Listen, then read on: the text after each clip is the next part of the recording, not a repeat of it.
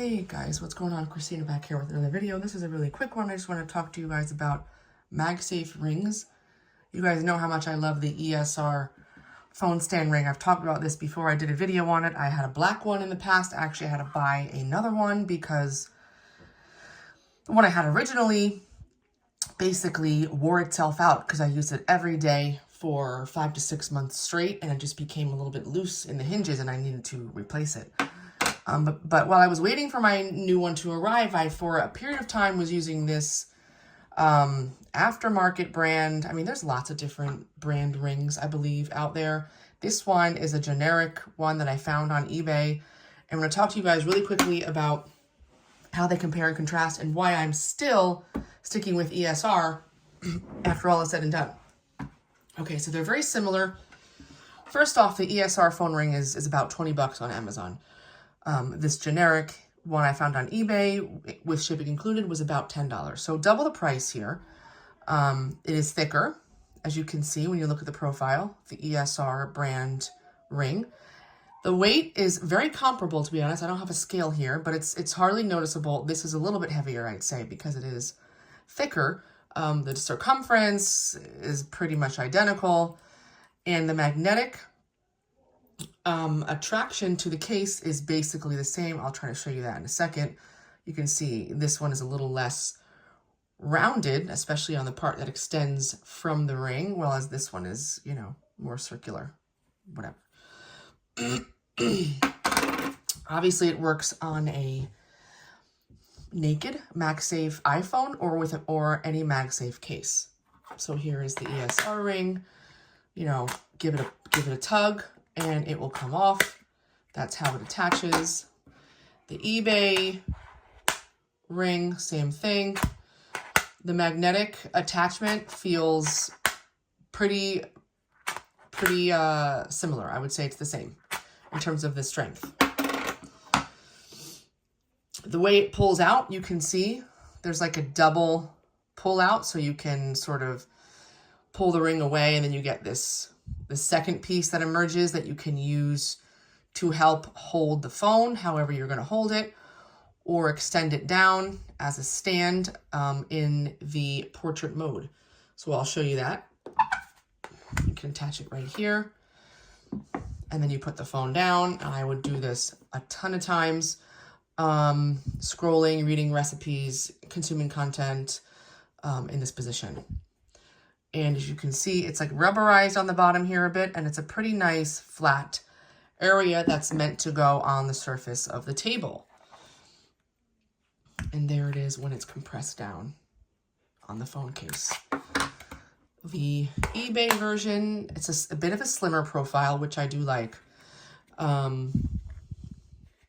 Similar situation in the sense that you have the one extension first. You can perhaps do that on its own for standing it up in this orientation, or you then have the other arm piece, as I call it, that has a similar flat bottom, but it is not as thick and it's not rubberized here.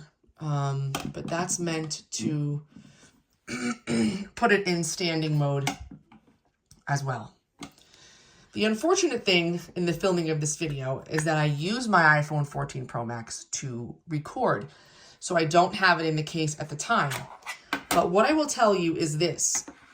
These rings function pretty much identically in my experience, with the exception of one major thing. And that is when the weight of the phone is in the case, I found with this particular ring, when I would open it and put it in this mode, it wouldn't take long before it would just slowly collapse down like this.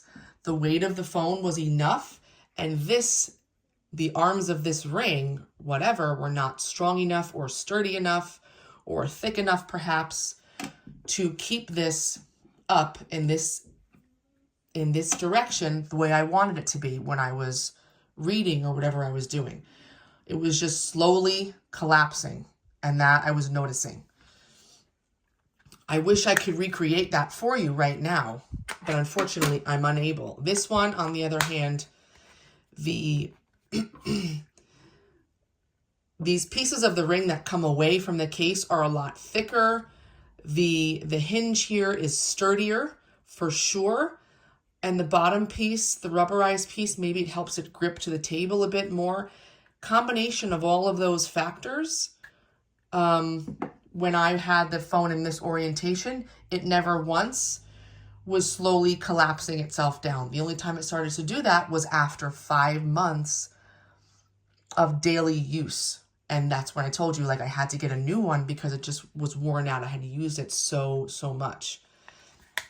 So in conclusion, if you have a mini phone, actually, do the mini phones have a MagSafe? I think they do, the 13 mini.